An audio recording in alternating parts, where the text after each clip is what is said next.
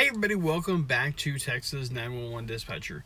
Today we're going to be talking about the whole interview process, what you should do, what you should wear, things like that. So stick around.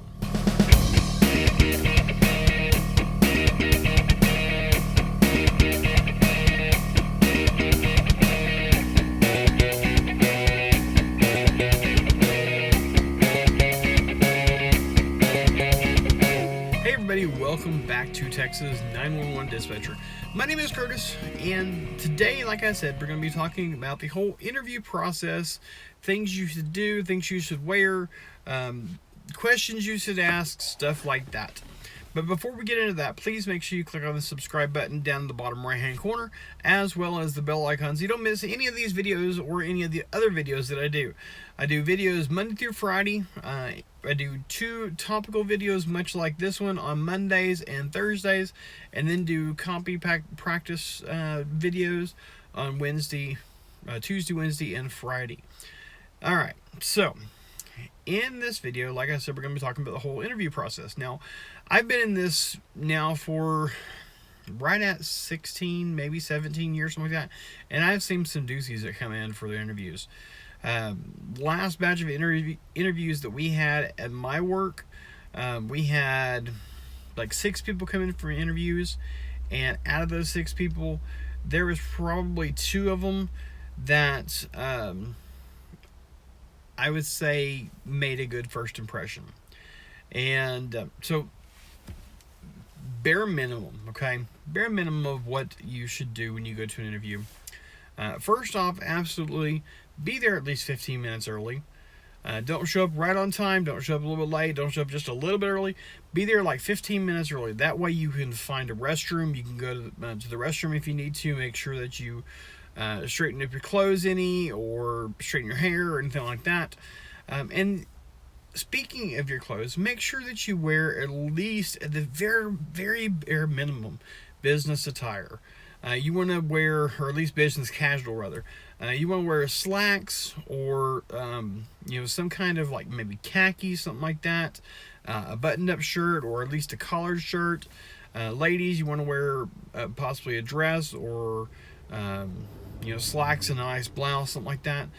Make sure that your hair is done, that you have taken a bath recently, and stuff like that. In this last batch of interviews, the first person that came in, she looked like she had just woken up. She had holey jeans on. Her hair was up in a very messy bun. She looked pretty rough. And honestly, just the first impression when she came up to the window and said, "I'm here for an interview," is like, I hate to judge a book by its cover, but you're coming for an interview. At least look the part. This isn't Taco Bell or some other fast food place or Walmart or something like that. No, this is a business. This is a government entity. You want to at least look the part where you're neatly dressed, neatly taken care of. Also, make sure that you turn off any electronic devices. Cell phones, tablets, anything like that you might bring in, watches, anything like that. Make sure that you silence those or turn them off entirely. Some people will say that you can just turn the ringer off. A lot of times you turn the ringer off and it still vibrates. So just turn the phone off all the way, or at the very least put it in airplane mode, though you don't get any calls or text messages or notifications in the middle of an interview. There's nothing more embarrassing than sitting and talking mid-sentence and somebody's calling you or texting you just what happened here on my video, saying that, hey, what are you doing, or where are you at, or don't forget to do this or something like that. So silence your phone, put it in airplane mode, turn it off entirely, turn off your watch. The last time that I was in an interview or in a meeting, I remembered to turn off my phone. I put it on silent, but my watch still went off. It's still dinged or whatever. So silence your watch as well. When you get there, check in with whoever you're meeting with, check in with the front desk, tell them who you are, that you're here for an interview. Use the facilities if you need to. Have something to write with. Have a pen and paper with you. That way you can jot down notes if you need to. And beforehand, write some questions down that you want to ask. Things you might want to ask are things like, what schedule is worked? Where will you start at? Will you, once you're released from training, will you start on night shift? Will you start on day shift? How often do you rotate shifts? Do you do shift bidding? Will you change every year or every 6 months or every 4 months or something like that? What kind of pay can you expect? And when it comes to the pay, now, with a regular business job, okay, you want to go in there, you want to be confident, and I've seen videos out there that say, you to look at the average of what that job pays for different companies, and then get the higher end of that number and subtract 30%, and that's what you need to ask for. Well, that's all well and good, but unfortunately with government jobs, there isn't really a pay scale. It's pay slots, pretty much. Some will have somewhat of a pay scale, and will have a little bit of play in there where they can bump you up if you have previous experience or whatnot. But if you don't have any previous experience, don't ask for the high end, because you're not going to get it. Even if you worked at a telephone company or a cable company as a dispatcher, or you dispatch for trucks or something like that, 911 dispatching is a whole other beast. Yes, you have some previous experience as far as talking on the phone and talking on the radio, but 911 is entirely a different beast than that. You might get a little above average, but more than likely probably not. But if you have previous experience, make sure that you do mention that, and have that paperwork with you if you haven't turned it in already. And say that you've had previous experience. And more often than not, especially if you have any kind of certifications, you'll start out at a higher level than just somebody that walks in off the street with no previous experience.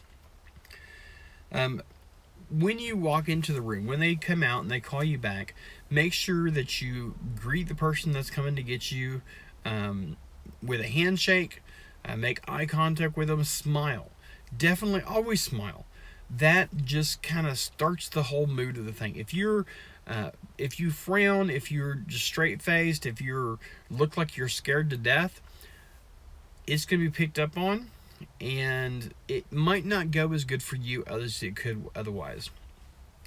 When they take you back to where the interview is going to be held at, you could have several different options. You could have just a one-on-one interview with the supervisor or the hiring for the HR person.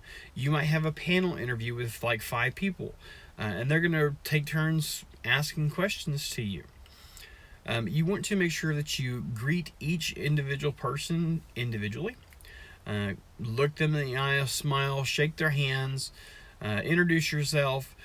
Just go down the road if you can. Some places, they might put you, just directly over there, and you might not be able to, but, at least scan each individual person and make eye contact with them, nod at them, smile, say hello, and just, be confident in yourself, even if you don't feel very confident.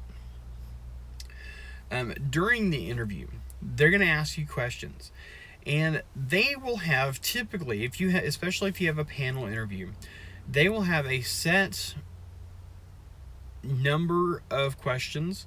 They'll have set questions that they're going to ask, and they do this so that they can ask the same questions to every person that they interview, so they can have more of a apples to apples thing rather than an apples to oranges thing. So listen to the questions, make eye contact with the person that is talking, focus entirely on them, and listen to the question carefully. Listen to the whole question. Don't assume that you know what they're going to ask beforehand.